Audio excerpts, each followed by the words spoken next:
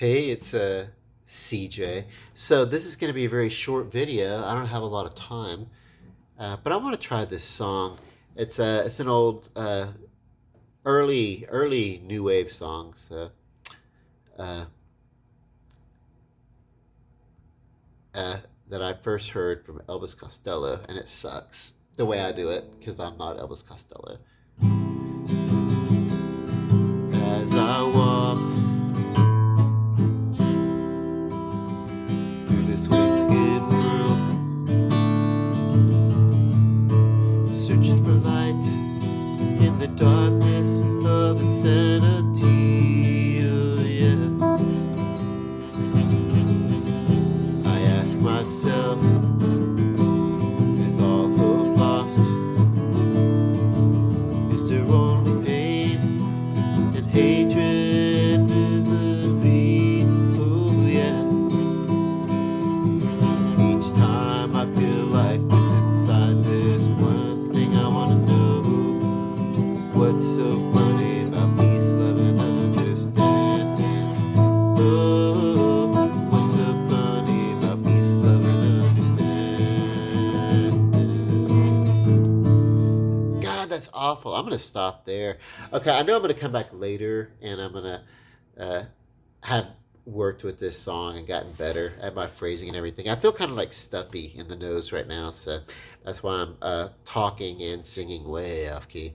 But with a song like this, it's okay. You want to sound edgy and rough, and you want to almost sound like you suck. This song reminded me the way that he did it, and I heard it in the very early '80s.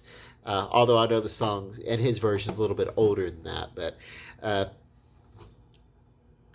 the song is older than my memory of the song. But what I remember about it is that it sounded like how we sounded on the schoolyard when we were like standing around just singing songs at each other or with each other, whatever we were hearing on the radio at the time or whatever. Like if we were singing. Uh, Steve Miller's The Joker, or the song that was on MTV that everybody loved that he did was Abracadabra, Abracadabra, Abracadabra, that, or whatever, or,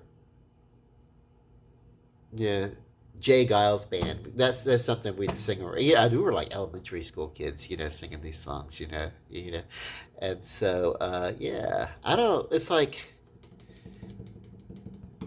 what's up with it? Um, I don't know. I think it just kind of reminds me of, my thoughts about like cultures, kind of like being next to each other and influencing each other naturally is a very beautiful thing. It's not the same as cultural appropriation. That's that's not really okay. That's exploitation.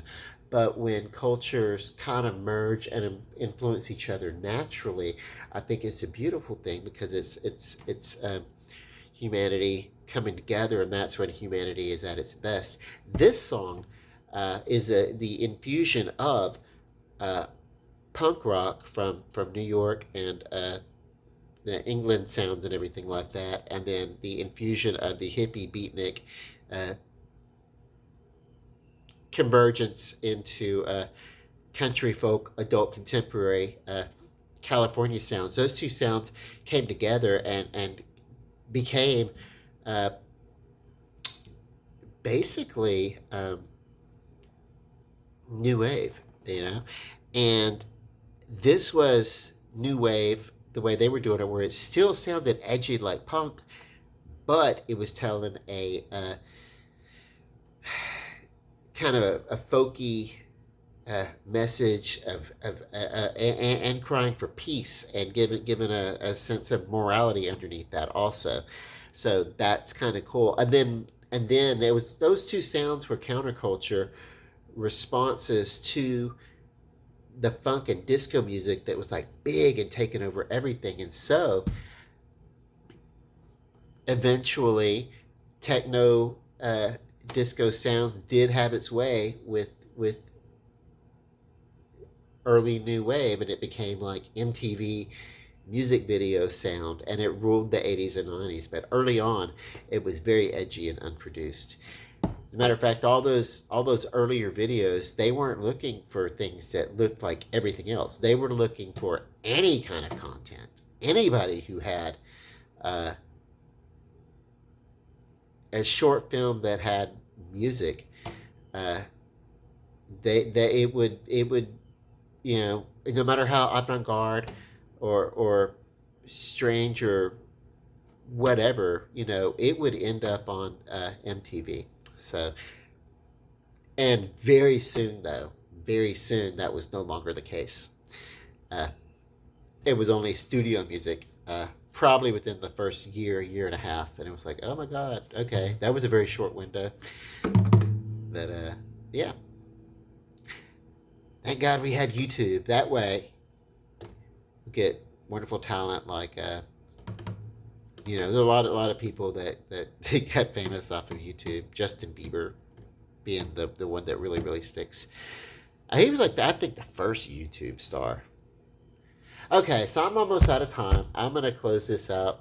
Sorry, my song sucks, but I love you guys. Bye.